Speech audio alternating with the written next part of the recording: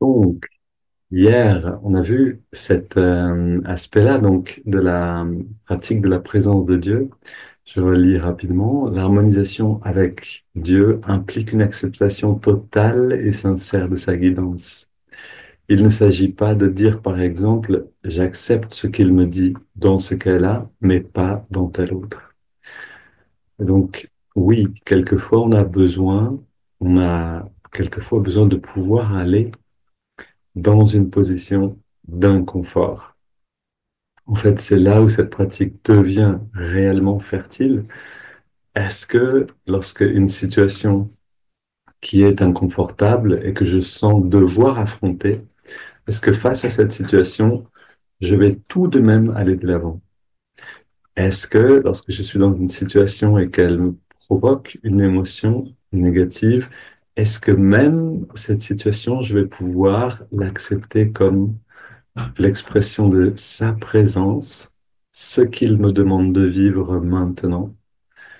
Et dans cette situation difficile, est-ce que je peux respirer et avec un mala, par exemple, dans la main ou en comptant sur les phalanges le nombre de respirations, d'affirmations, est-ce que je vais continuer d'avancer vers la source?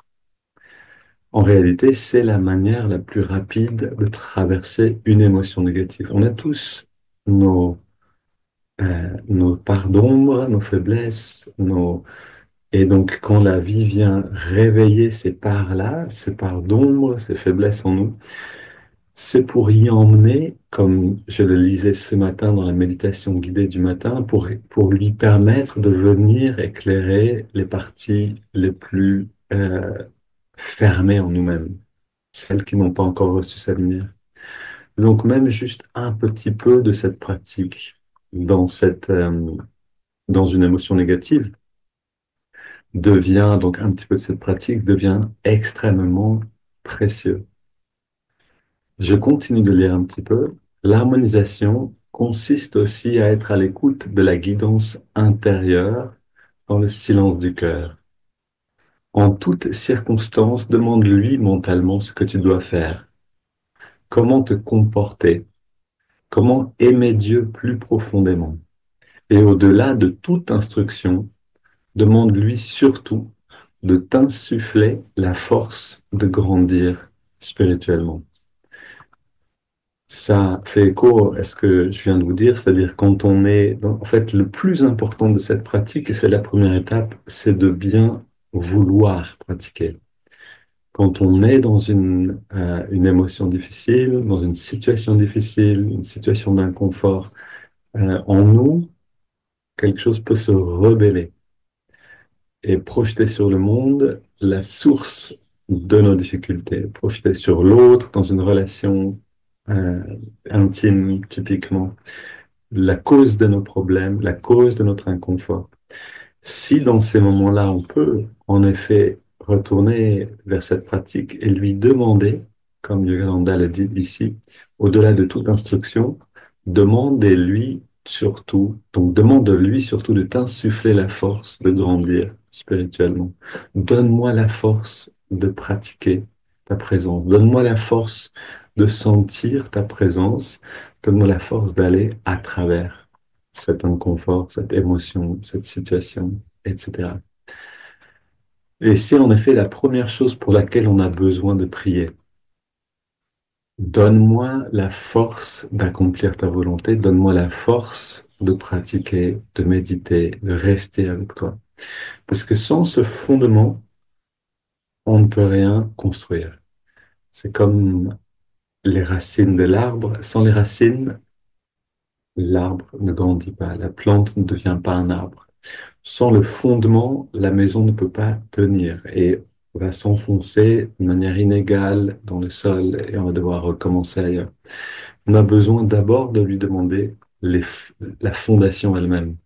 C'est cette force, c'est cette persévérance, cette obstinence. Obstinence. Je sais plus si ça se dit, on est persévérant, on reste obstinément dans cette pratique, dans cette direction, surtout dans les moments difficiles, jusqu'à ce qu'elle commence à porter des fruits. Et c'était réjouissant de vous entendre témoigner ici de l'effet de vos pratiques. En effet, le groupe nous aide, la régularité nous aide.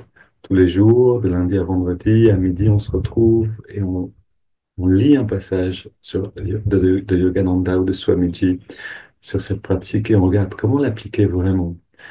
Et donc, on nourrit, on ramène un peu plus d'énergie, on ramène un peu plus de cette solidité de la fondation. Et c'est ce dont on a besoin au début, plus que toute autre chose. À partir de là, quelque chose peut s'épanouir, peut grandir, peut recevoir ensuite la lumière, exactement comme un arbre, après avoir cette graine d'abord été mise en terre, s'est rendu compte de la difficulté de la pratique, devenu humble en voyant que on était hypnotisé par le monde, encore très peu conscient, encore très peu au volant de notre conscience. Dans cette humilité, on peut envoyer une petite racine vers le sol. Ok, donne-moi la force.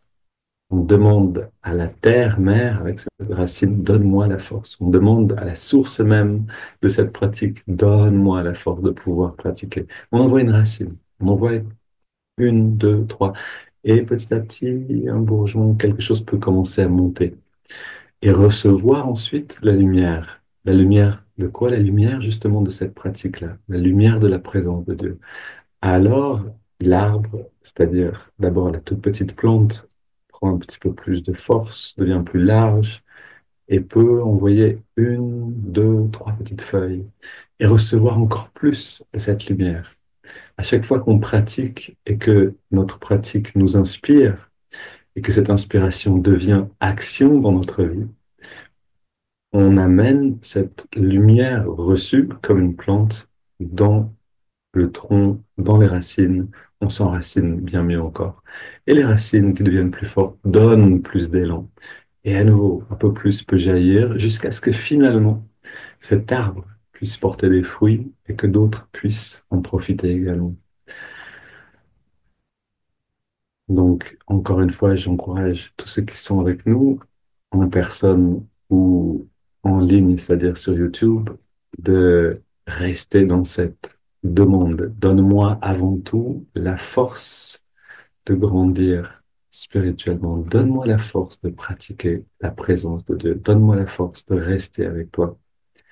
Sachez que nous sommes un groupe à pratiquer dans cette direction et donc l'intention du groupe vous portera également. Une belle journée à tous. Merci.